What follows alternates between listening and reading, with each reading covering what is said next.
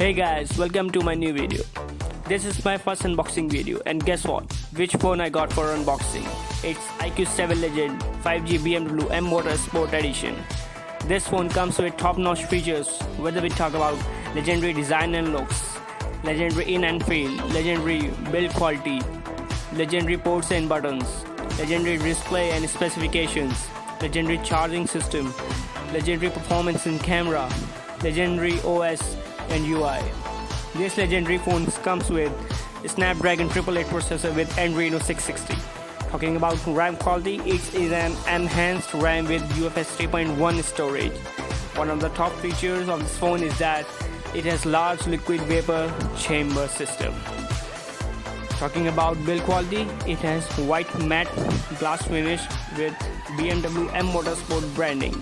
It supports 5G bands.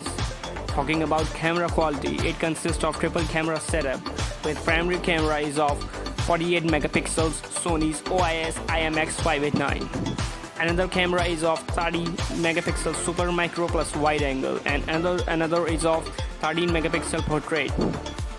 Front camera is of 16 megapixel.